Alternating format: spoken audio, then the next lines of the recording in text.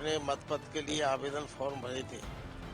उनमें लगभग 500 से 600 लोगों को हमारे अकेले लाहौर विधानसभा क्षेत्र में मतदान से वंचित किया है। मैं आज उनको निजी पत्र लिख रहा हूँ, व्यक्तिगत पत्र कार्रवाई करें, मतदान दोषियों के विरुद्ध कठोर कार्रवाई हो।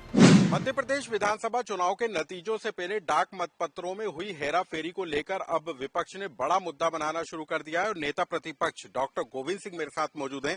सर, आपने खुद चिट्ठी लिखी थी लाहौर विधानसभा सीट को लेकर, लेकिन अब खंडवा में मामला सामने आया और अब बालाघाट में ये सामने आया है कि जो मतपत्र हैं उनमें हेरफेर की गई है। तो ये एक बड़ा मामला आपको नजर आ रहा है? पूरे मध्य प्रदेश में शासकीय अधिकारी कर्मचारियों के मतपत्र में हेराफेरी की गई है। अधिकांश जिलों में मुख्य सचिव इकबाल सिंह बैस के इशारे पर और शिवराज सिंह मुख्यमंत्री की सांठगांठ से ये कृत्य किया गया है। बालाघाट मैंने मेरे स्वयं विधानसभा क्षेत्र में 11 नवंबर को मैंने लिखित में दिया।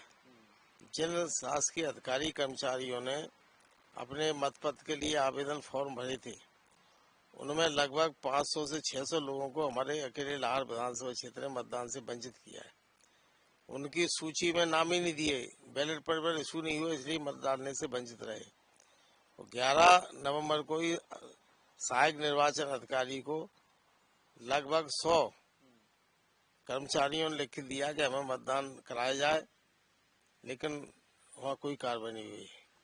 हमारे इलेक्शन एजेंट श्री नरेश सिंह जी चौहान वकील साहब ने उन्होंने राज्य निर्वाचन आयोग को, केंद्रीय निर्वाचन मुख्य निर्वाचन आयुक्त को, एसडीएम लाहौर जो सहायक निर्वाचन अधिकारी उनको भी लिखित में और कलेक्टर को दिए थे कि हमें मतदान कराया जाए शेष कर्मचारियों को, लेकिन उनका मतदान नहीं कराया गया। मनमानी तरीके से जब मैंने 17 नवंबर को मुख्य निर्वाचन अधिकारी श्री अनुपम राजन से 17 भेंट की तो उन्होंने बताया कि 17 तक मतदान कर सकते हैं। ये उन्होंने हमें मौखिक रूप से बताया, परंतु उसके बाद भी जब 11 को दिए गए तो मतदान से वंचित क्यों किए गए? इसके अलावा जो शासकीय अधिकारी कर्मचारी के अतिरिक्त जो बसों के ड्राइवर थे, क्लीनर थे, उनकी बसें 2 दिन पहले सील करके रख दी गई। जीपें तमाम सैकड़ों की तादाद में जीपें ली गई, उनके ड्राइवर और उनको मतदान से वंचित किया गया। और अब बालाघाट का मामला आया है और हमारे ये मतपत्र ही कहाँ डले, पता ही नहीं था कहाँ रखे गए। जब कलेक्टर से पूछा तो कलेक्टर बोलता पता करेंगे। एसडीएम निर्वाचन अधिकारी पूछा, वो जानकारी प्राप्त करते हैं। जब काफी तलाशी की गई तो लाहौर के ITI कॉलेज के कमरे में रखे पाए गए और उसमें भी सीलबंद पेटी हुई थी। पेटी किसने तोड़ी, मतपत्र कैसे निकाले, ये बातें सब तथ्य सहित मैंने मुख्य निर्वाचन अधिकारी जो मध्य प्रदेश के हैं राजन जी को दिए।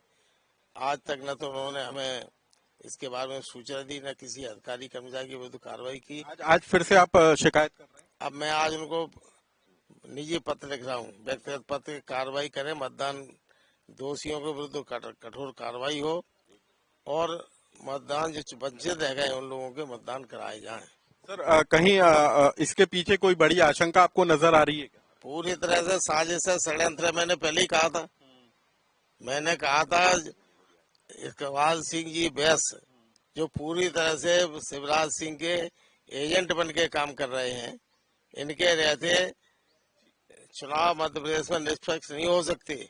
लेकिन इसके बावजूद भी लगातार 2 बार उनको सेवा वृद्धि की गई और जो पूरी साजिश मध्य प्रदेश से लेकर दिल्ली तक के सरकार की है कि विरोध के बावजूद भी न मुख्य निर्वाचन पदाधिकारी ने काम की रोक लगाई और न ही, और इसके पहले 2 दिन पहले शिवराज सिंह किस्तें डाल रहे हैं, मुख्यमंत्री लाडली बहना योजना की डाल रहे, किसानों को डाल रहे। सर, अब इस पूरे मामले में आगे क्या कोर्ट की शरण में भी हम जा सकते हैं इस पूरे मामले को लेकर, या फिर केंद्र में चुनाव आयोग तक पहुंचेंगे?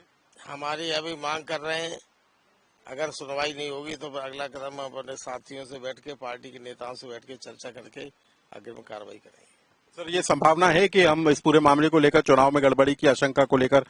पूरी तरह गड़बड़ी हुई है हम अपने नेता कमलनाथ जी और माननीय दिग्विजय सिंह से अभी चर्चा करने के बाद ही कोई इस पर निर्णय लेंगे। 3 दिसंबर को नतीजे आना है, क्या लग रहा है आपको कि क्या होने वाला है? आंधी थी इस बार, जनता भारतीय जनता पार्टी के कुशासन से त्रस्त थी, इसलिए जनता ने पूरी सरकार में सहयोग किया कांग्रेस का, और हमें उम्मीद है इन सब गड़बड़ी के बावजूद भी कांग्रेस भारी बहुमत से मध्य प्रदेश में सरकार बनाएगी।